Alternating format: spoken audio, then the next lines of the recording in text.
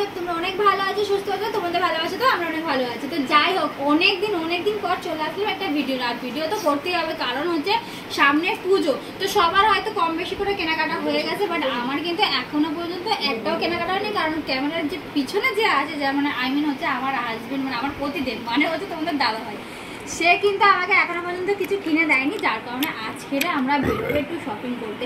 আর shopping কি করি না করি, কতটা কোথায় যাই না যাই তোমাদেরকে A to Z আমি দেখাবো।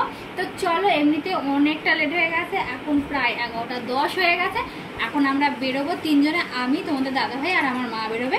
তো তিনজনে যাব মার্কেটিং করতে। তো চলো, সকাল সকাল কিছু হালকা করে খাবার খেয়ে নিয়েছি আর এখন রেডি হয়ে গেছি। এখন আমরা বেরোবো। তো চলো রাস্তায় বেরিয়ে তোমাদেরকে সবটা দেখো। তো চলো দেখতে থাকো। আমরা রাস্তায় বেরিয়ে মাত্র সোজা আগে বাসে উঠে পড়েছি। আর বাসে উঠেই কিন্তু তিনজনে মিলে আলোচনা করছিলাম যে কোথায় যাব। এই বলাবলি করতে করতে না দেখি বাজার কলকাতায় সামনেই চলে এসেছে। তার দেরি কেন, তো চলো বাস থেকে নেমে গিয়ে কিন্তু ঝটপট করে কিন্তু আমরা বাজার কলকাতার দিকে চলে যাচ্ছি। কারণ আজকের এখান থেকে কিছু মার্কেটিং করার ইচ্ছা আছে। আর আমি বেশি কিছু নিজের জন্য কিছু কিনবো না, তোমাদের দাদা ভাইয়ের জন্য কিনবো না, কিনবো আজকের শুধুমাত্র আমার বাবা মায়ের জন্য আর বাচ্চাদের জন্য কিনবো।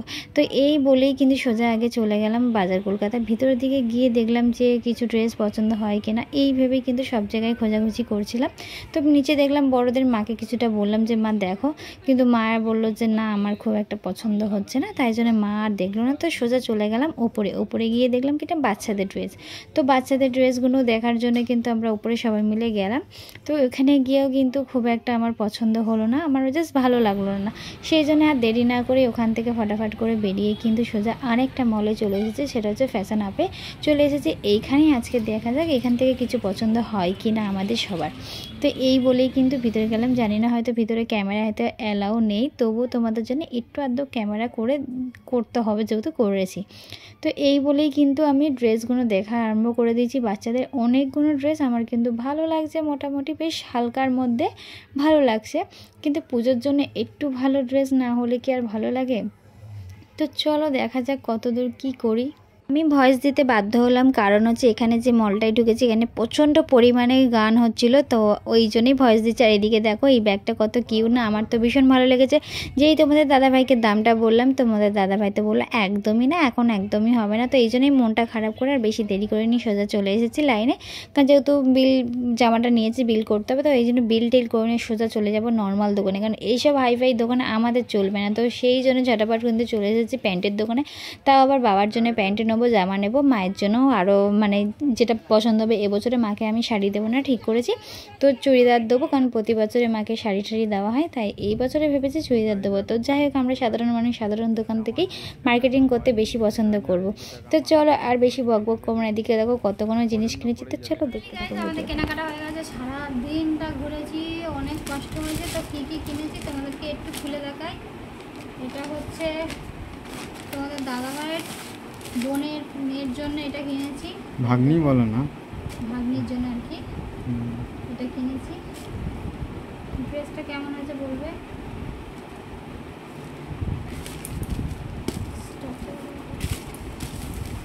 এটা কিনেছি।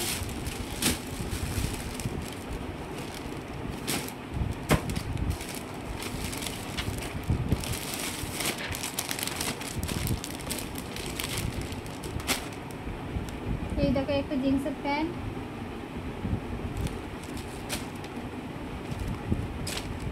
এই একটা টপ। কেমন হয়েছে অবশ্যই কিন্তু বলো।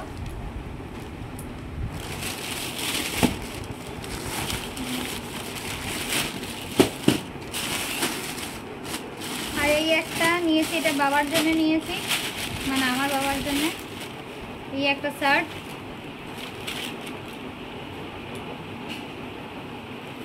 আর তার সাথে এই একটা প্যান্টটা খুলে দেখালাম না।